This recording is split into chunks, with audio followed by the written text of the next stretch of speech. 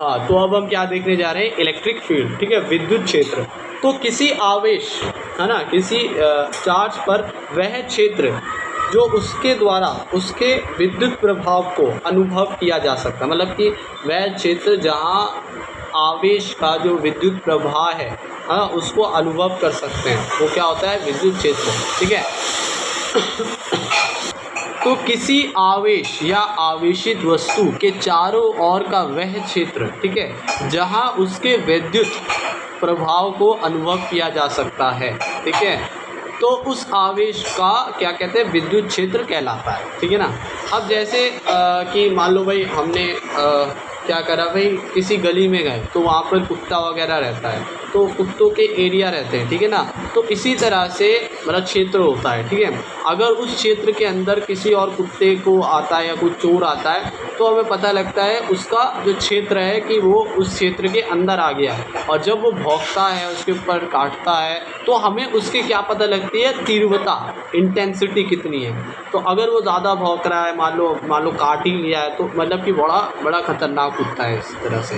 तो वही क्या होती है, विद्युत क्षेत्र की भी तीव्रता होती है इस प्रकार।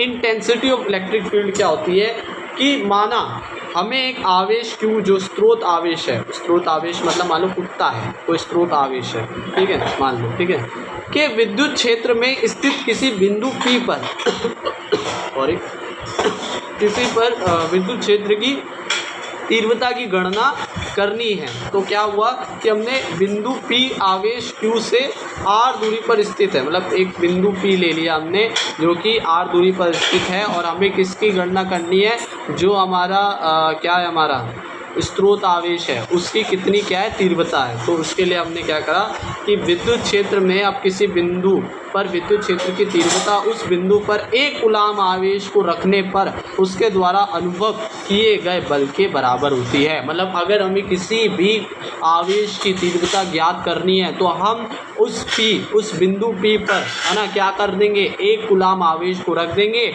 जिससे हम उसकी गणना कर सकते हैं कि इसका प्रभाव, इसकी इंटेंसिटी कितनी होगी।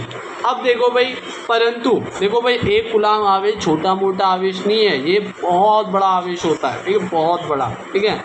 परंतु एक कूलाम आवेश को रखकर गणना करना संभव नहीं है ना। अगर भाई हम किसी उसके +2 या कोई भी मान लो आवेश की गणना कर रहे हैं और एक कूलाम आवेश रखा है, तो वो संभव ही नहीं है भाई, वो उसको ख़राब कर देगा या उसी को उल्टा खींच लेगा अपनी तरफ, इस प्रकार का मतलब कूलाम आवेश है। तो क्या होगा, क्योंकि एक कूलाम अत्यंत बड़ा आवेश होता है, ठीक है ना।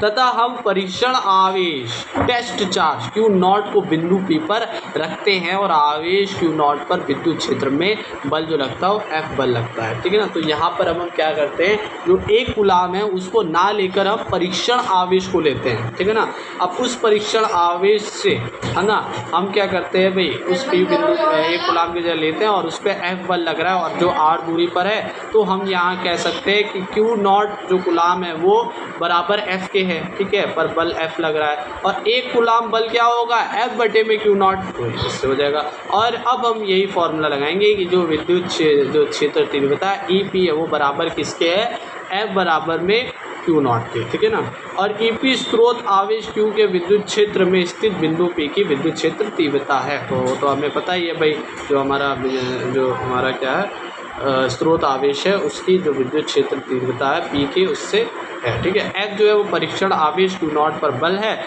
और Q0 बिंदु P पर रखा परीक्षण आवेश है। अब कूलाम के नियम से हम क्या करेंगे, KQ और Q0 रखेंगे R बटे में R² की, और F का मान समीकरण में रखने पर, तो इस तरीके से EP KQ बटे में QR² हो जाएगा, ठीक है। और ये हमारा मेन फॉर्मूला है।